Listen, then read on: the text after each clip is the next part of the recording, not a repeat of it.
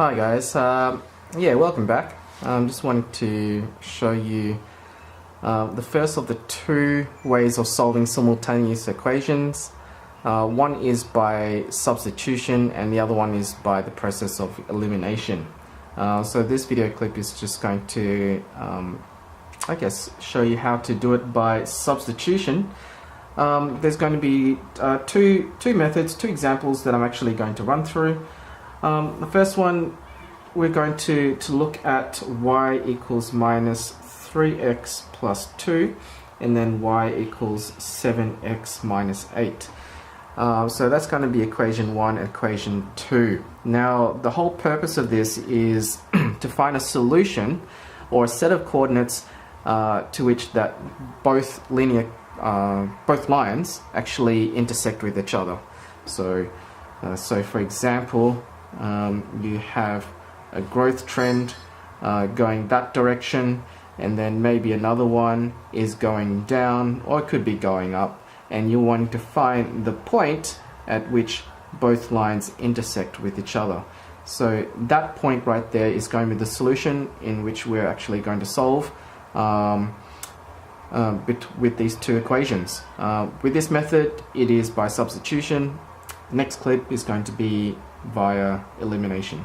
Okay, so the good thing about this particular, or this example here, you have y equals this, and you also have y equals that. Okay, they both start with y equals something, and the second one y equals something else.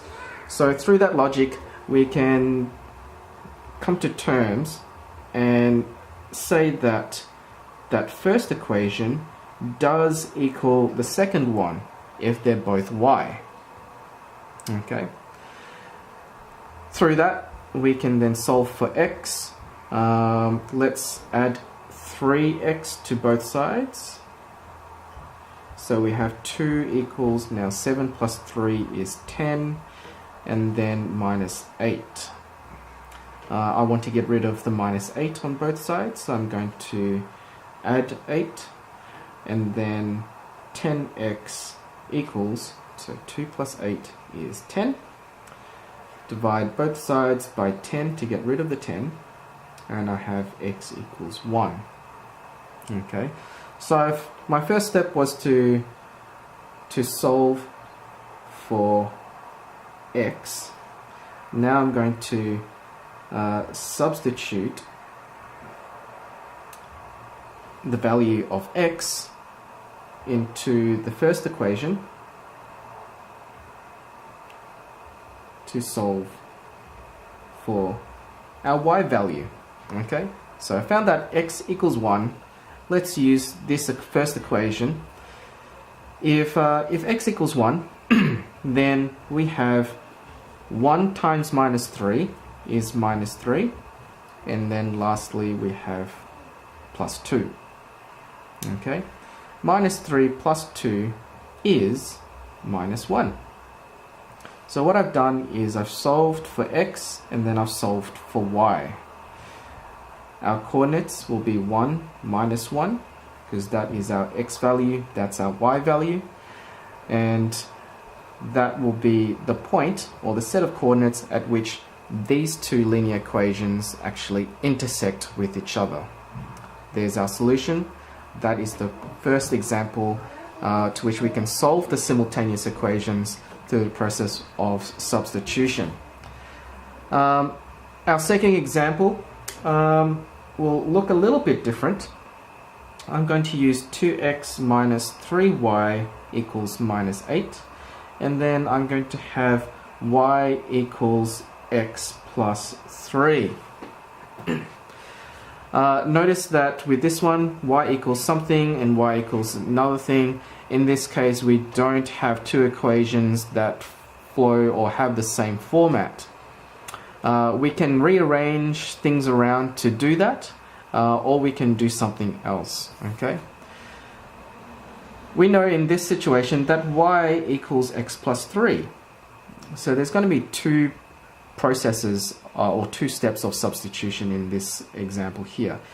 what I want to do is substitute the x plus 3 into y of the first equation.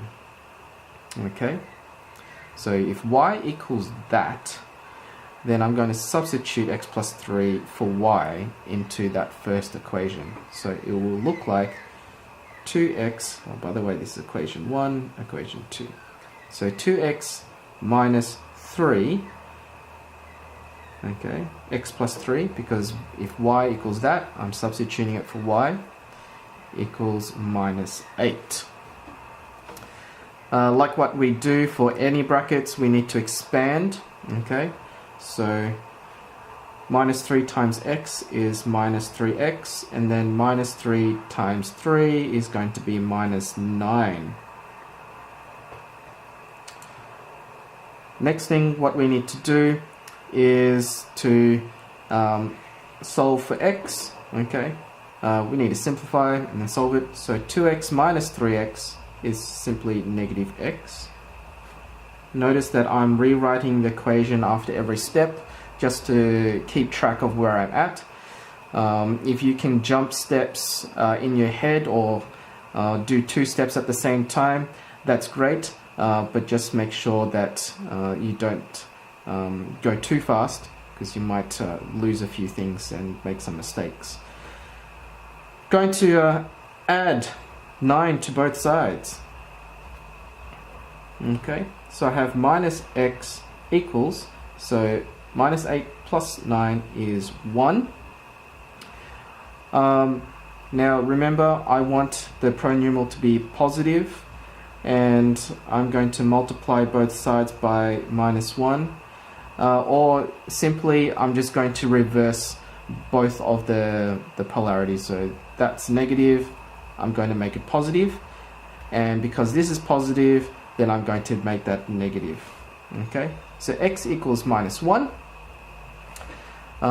Bit of a lengthier process to get to this point, but now that I've got to this point, I can substitute the value for x back into one of these equations to solve for y. Now, this second equation looks a little bit simpler than the first one, so I'm going to use the second one. It really doesn't matter which one you use. Okay, so x equals minus 1. Let's substitute it into the second equation. Y equals minus 1 plus 3. Okay, minus 1 plus 3 is 2. So I've solved for y, I solved for x.